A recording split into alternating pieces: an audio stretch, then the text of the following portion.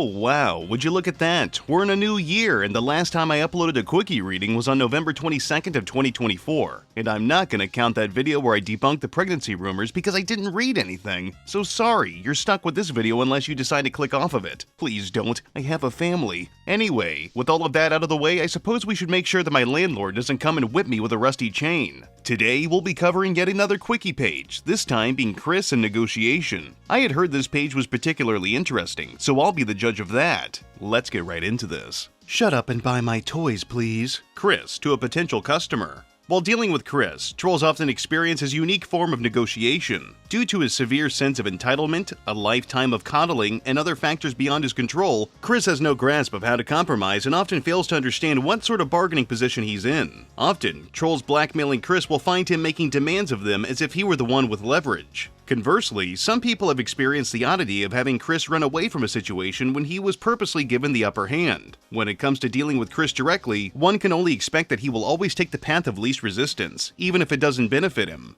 Telling it to the executives. Now listen, we know your game, your greedy corporate executives, Nightstar says. Your little game of showing us crap work to delay the extension of Generation 4 is crap. You think you can just buy and bide your time for money? You are wrong and messed up. I chime in. That is right. Even I know of the main 6 all becoming alicorns for the round table of friendship, and I know that idea was streaming around your creative teams and all of the offices for a long time now. And I know your secrets. We all do. So, cut the bullshit and just make the announcement now about My Little Pony Friendship is Magic getting 5 more seasons. And the next day, after they agreed, a TV announcement was publicly aired many times on Discovery Family. Concept of compromise. Negotiation is based on compromise. Both parties must work together to make concessions to each other to find the best possible solution to their problems in a satisfactory manner. Chris doesn't always understand this, and arguably cannot understand this, given his severely stunted ability to understand that people have thoughts and feelings that differ from his own. Being completely egocentric, Chris believes that, in any exchange, both parties must share the same viewpoint, his. Chris can't stand any form of prolonged confrontation and quickly tires if his demands aren't meant exactly as he has made them. On numerous occasions, Chris has tried to negotiate either by making ridiculous demands or outright refusing to give anything up, or do anything at all for that matter. After he makes his case, his mind is closed on the matter, and he is unwilling to budge. When further pressed, he often shuts down completely and walks away from the table, into the waiting arms of his PlayStation 3. Other times, Chris just asks whoever he has bothered if both of them can just, quote, forgive and forget. He said this to Michael Snyder when talking about being unbanned from the gameplays 2 years after his original ban. That may be somewhat understandable, but Chris also tried the same excuse a day after he doxed Mr. Smith. It's worth noting that Chris once claimed Bob was a very strong negotiator and that Barb used to have better negotiation skills. Given their history of feuds with authority on Chris's behalf, it's safe to assume where his approach to conflict solving, and that's putting it charitably, had come from.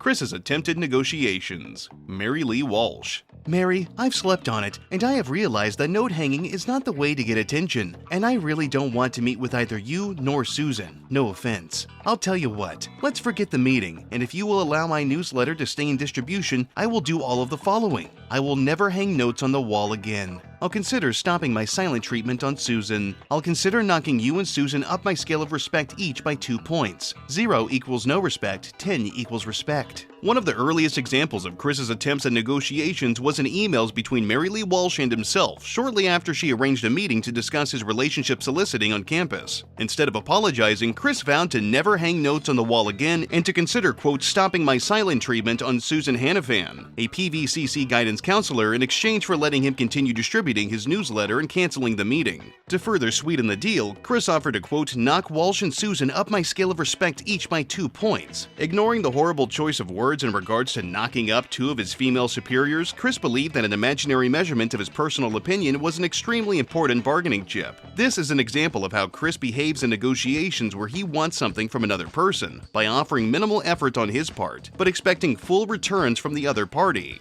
I'm sorry for using your name in vain and when I constructed PVC Citizens and made you look like a fool for about 6 years, Mary Lee Walsh. And I'm sorry for letting Slaw Will Ryam get away with it for so long. I pray we can put this whole mess behind us, Mrs. Walsh.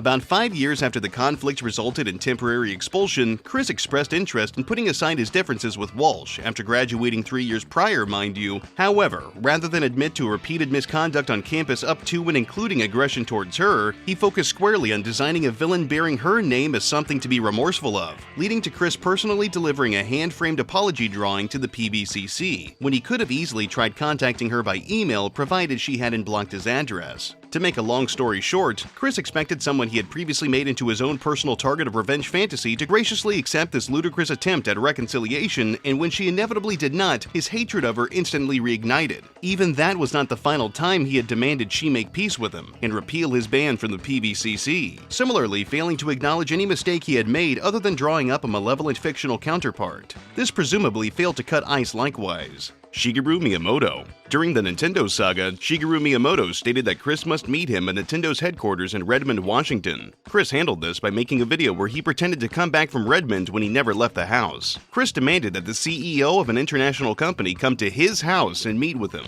When Chris was pressed as to why the meeting had to be at his house, Chris said that he had no money. When he was asked why he had no money, he said he had no job. When he was asked why he didn't have a job, Chris made various excuses and cited his very brief employment at Wendy's. He also insulted Miyamoto, asking him, quote, "Are you the Mario who plays fair or the Bowser/Koopa who cheats and lies?" This sort of pass-the-buck attitude is very common when dealing with Chris. Nothing negative can ever be his fault. Audiobooks. In 2009, Chris came into contact with Vivian G, a white knight who eventually turned into a troll. Vivian was very helpful to Chris at first, but Chris refused to hear any of her input. As a result, their relationship soured, and Vivian started a popular Sonichu parody audiobook that Chris despised. Chris ranted and raved, demanding that the audiobooks be removed. They were not. 1 month later, Chris quickly changed his tune. After taking out a copyright on the name Sonichu, Chris believed that he now had magical copyright powers and demanded that Vivian give him 25% of all of the profit she'd made from the audiobooks, which was $0. Overnight, something he had made death threats over became not only welcome but highly sought after. "Vivian, let's talk business. Now that I finally have peace of mind, I apologize for the past unformalities and emotional outbursts in past communications. I have decided I will fully approve your continued audiobook and video sales, but in return, I ask for 25% of all the money, changed to USA currency you have and will have, made from all that you've put together and sold, as well as 2 copies of each CD/DVD of the audiobooks, and 2 of each of other additional merchandise aside from the audiobooks. I extend an olive branch of peace, and I await your well-thought response. Have a good, safe day, Miss Vivian. Christian Weston Chandler." Jack Thaddeus. When Jack stole Chris's PSN accounts, Chris asked him, quote, "Why don't you come down to my house yourself in person, unless you were the cowardly weakling?" Jack had to remind him that he, Jack, held all the cards, and Chris was in no position to make demands. "That is my house." After his parents ordered that he remove all copies of his video tour 14 Branchland Court from the internet, Chris made another video in which he made his demand that all other copies of the tour which had been uploaded by trolls be taken down. Rather than calmly and politely explaining that the videos posed a threat to the safety of his family, which likely would have gotten some of the trolls to remove their copies, Chris loudly shrieks like a child and even turns his demands from being idiotic to being vaguely insulting by admitting that it was his fault for uploading the videos, then immediately threatening the trolls with detectives and police if they didn't immediately do as he asked. Humorously, Bob does a better job at mentioning how serious the situation is, but because Chris didn't include his speech in the final video, the damage the trolls would cause in result was inevitable. Sweetheart Sagas. Whenever Chris wants to meet one of his sweethearts in real life, he usually wants them to come to him, no matter how difficult such a trip would be. He wanted Panda Halo to come to him despite her living in Australia. He wanted Julie to come to him, even though she was supposedly a poor immigrant who couldn't afford a car or bus fare. He wanted Casey to come to him even though she lived in the DC area, which is about an hour or so from Ruckersville. One of Chris's sweethearts, Jackie, was willing to have a relationship with him as long as he tried to become a better person. Instead of trying to put more effort and try to better himself, he decided to end things. During the Julie saga, Chris made several deals with Clyde Cash and the Miscreants, all of which he reneged on. In the first deal, Chris agreed to do a video where he came out of the closet to save Julie's life. In the first take, he called himself a Gabian, which was done so he could somehow say that he was gay without actually calling himself gay. He did a second take where he clearly stated that he was being forced to say he was gay. When he finally did call himself homosexual, he mumbled it and said that he was gay. The second deal was that Chris would clean his room to save Julie's life and that he would do a video to prove it was clean. To avoid having to clean his room, he merely pushed some of his stuff aside and filmed his floor for 30 seconds before he did his captain's log. I am a Gabian. Yep, you heard me. I am gay. The end. I'm gay. I'm gay. I'm gay.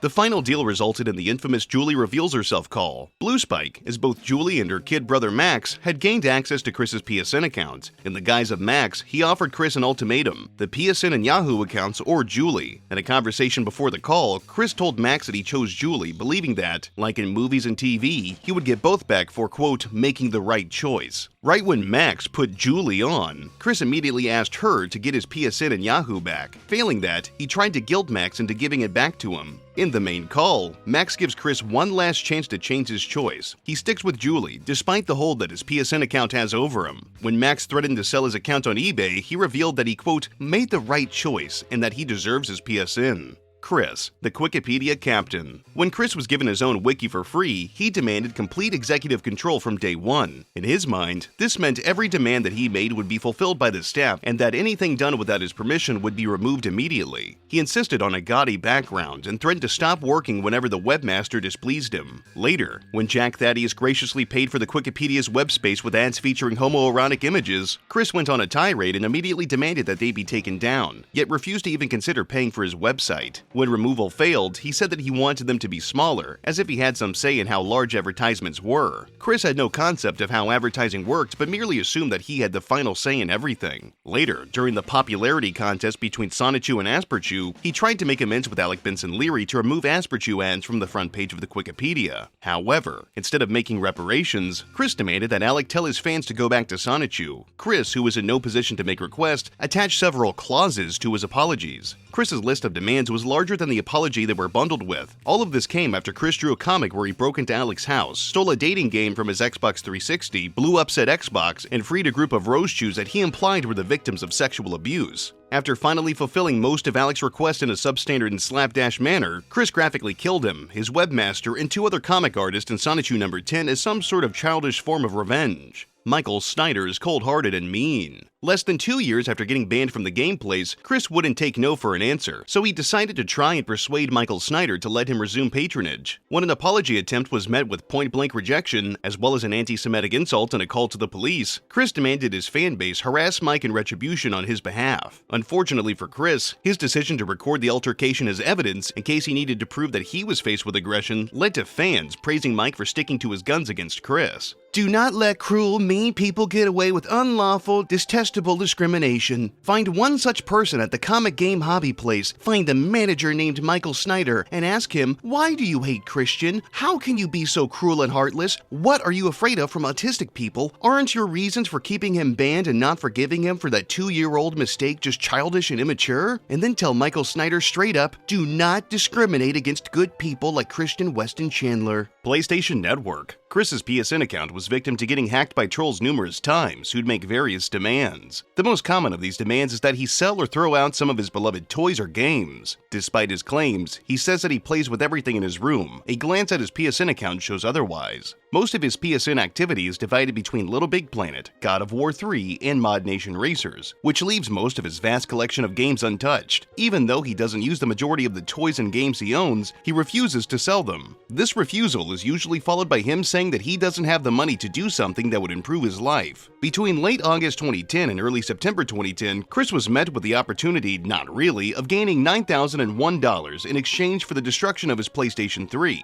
Needless to say, it didn't go well. The bounty was only for trolls and was, in turn, fake. However, Chris tried to haggle, albeit very poorly, with Clyde Cash and Surfshack Tito to get something that never existed. The ultimate result of this was Chris actually waiting for his money at the Charlottesville Fashion Square after being tricked into going there. After realizing he had been tricked, he ended by telling them to, quote, go point at your own damn snouts and oink like Eric Cardman, and then rape yourselves with your own damn Darth Maul dual lightsaber. Ooh, that one's so harsh. Flipnote Studios on 3DS. In one of Chris's many Flipnote Studio creations, he requests that Nintendo port the software to their 3DS platform. In typical Chris fashion, his animation consists of him yelling loudly and demanding that Nintendo bring the software to the 3DS. Chris had sped his voice up to the point where it's hard to decipher what he's saying, but he assumes that being loud will get you what you want. Throughout the entire animation, his tone of voice and choice of words suggest he's under the impression that he's some sort of spokesperson for all Flipnote users. Nintendo eventually released Flipnote Studio 3D in February 2015.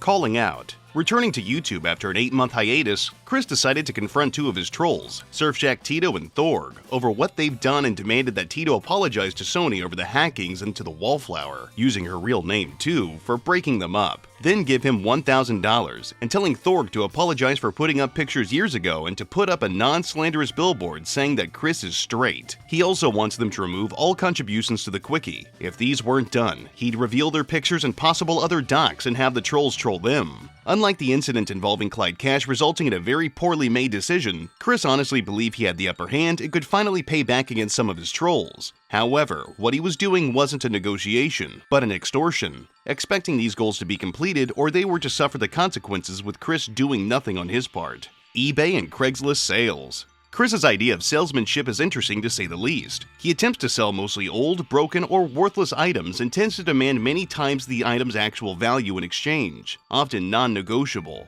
An early example was his attempt to sell an ancient television on Craigslist, demanding $250 for a piece of junk he'd be lucky to sell for a tenth of that sum. Since then, he has become a much more prolific e-merchant. He whittled away in 2014 charging thousands of dollars for his art on eBay, showing that he is still delusional enough to vastly overestimate his e-fame and artistic talent. Similarly, he tried to sell his late father's replica of a Stradivarius violin for almost $100,000, as if he believed that a violin with a manufactured label saying that it was made in the 1950s on its interior could be the real thing. He even attempted to sell his and his mother's ancient, barely functioning cars. Typical of Chris, he's demanded thousands of dollars for cars which are worth maybe a few hundred as scrap. He also characteristically demanded that the deal in question is of a no-haggle nature, even when setting unrealistic asking prices on sites where haggling is often the norm. Needless to say, most of Chris's merchandise either goes unsold or he is forced to accept a more realistic price for it. We can only assume the rest is bought by his most avid fans who glory on the opportunity to possess samples of his fine work. However, Chris may not just ask for ridiculous prices in exchange for his shitty possessions because he's taking his prospective buyers for fools, but because he doesn't know the first thing about value. Consider his lavish spending sprees that transcend his ability to fund them. His parents taught him nothing about the value of money, which he thinks can be pissed away nonchalantly. He also struggles with measurement, as evidenced by his estimation of a 12-pack of canned lemonade weighing 50 pounds. A symptom of autism, it's possible that his incompetence in this regard also extends to his estimation of value. The reality, however, could be something much more sinister. The high prices he sets for his goods may not be due to ignorance of value, but a symptom of his abject materialism and hoarding, inherited from Barb. It's possible that Chris is so attached to and obsessed with his material possessions that he seriously finds his ludicrous prices as an acceptable consolation for him to have to give up part of his precious hoard. Unban contracts. In October 2016, Chris delivered contracts to at least 2 stores, GameStop and Best Buy, from which he was banned. In these contracts, which were likely not signed, he puts in a clause stating the stores in question can't call the police against him, making the contract null and void since contracts can't protect against prosecution. He also wants the managers to forgive and forget, and claims that not signing them proves they are, quote, uncompassionate and lacking of heart and soul of any person. To allow me to resume being and shopping here at peace is to allow yourself peace and ease of mind and emotions as well. And I do promise with my signature and date below to never again perform anything of the past misdeed under protest, nor feelings of bad emotions from after or during a bad day. Sincerely, Miss Christine Weston Chandler. Signing of this document also constitutes full legal binding of unbanning Miss Christine Weston Chandler from this store or facility, and to never call any police against her at any time hereafter. Well, this seems reasonable. Sonic World. If, for whatever reason, you needed further proof that Chris hasn't learned from his previous failures at negotiation, the trouble he got into with the Sonic World Discord server in late 2020 is a perfect example. Chris took Cirrus Fire's Sonichu character mod and reposted it with considerable alterations. An example replacing the sound bites and character bio with what he made, and absolutely no permission from the modder whatsoever. After he was rightfully kicked from the Discord server for his unwanted misuse of someone else's hard work, as well as an egocentric tirade on his Twitter with more expression of his delusions, he went to have a word with Cirrus Fire himself. Instead of acknowledging that he had done something wrong and offering to work things out, which no one would expect from Chris at this point anyway, he opted to berate Cirrus Fire. Not only was he under the impression that him crediting the modder in Sonic World being a non-profit fan project would justify meddling with data unauthorized, but he also proceeded to claim that he was hurt by his so-called act of generosity to help Cirrus Fire be made famous and outright accuse him, along with others in the server, of being ungrateful and selfish. Sure enough, Chris was eventually banned from the server, no closer to getting what he wanted than every previous conflict he failed to amicably resolve by his own fault.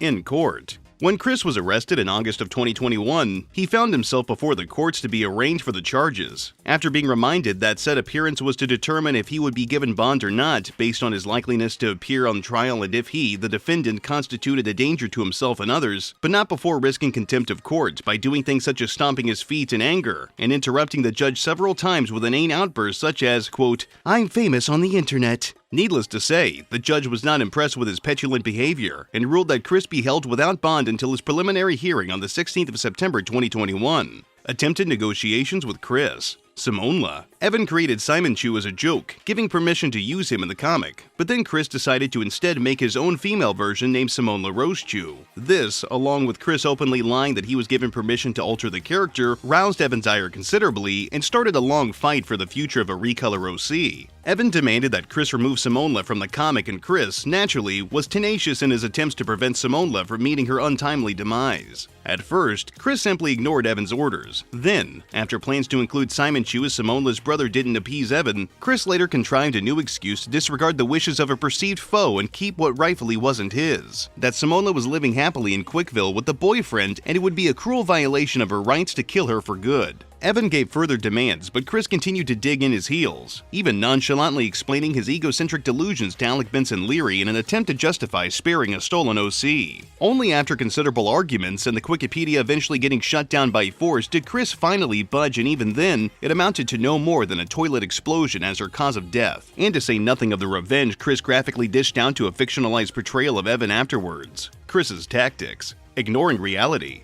When Chris is faced with a task requiring any effort on his part, no matter how minimal, or involves something that does not benefit him, he completely ignores it. Chris automatically disregards anything that will not benefit him immediately, or almost immediately. The hardest part of negotiating with Chris is that, if you make a demand that he does not agree to, he shuts down. Like a spoiled infant, Chris will not even deal with something that is not self-serving and easy. On the other hand, when you have something Chris wants, Chris will not give up until he has acquired it, on his terms. When the road to a reward has a sign that bluntly says Chris is not eligible, he will attempt to get the reward anyway or claim the rules are discriminatory and unfair. Chris will pursue his goal thoughtlessly and simple-mindedly, expending great resources in the process, often ignoring even the idea that he might not get what he wants. In the process, he frequently acts as if he has some sort of leverage, even in situations where this is manifestly not the case. He continually made demands of the Wikipedia's administrators, for instance, even though they had full control over the website and he had none. Also, whether you think it's due to being naive about how real-world humans work or a failed attempt at deliberate manipulation, Chris seems to assume that if it comes straight from his mouth in a situation where he expects complete benefits, what he says would and should be immediately accepted by the other party, willfully ignoring literally anything to signify he is neither true nor honest. His many apologies, for one thing, which he seems to think will make anyone denying him what he wants change their mind and let him live a consequence-free lifestyle. Which of course is largely because of Chris actively defying established rules and norms for socially acceptable behavior in the first place.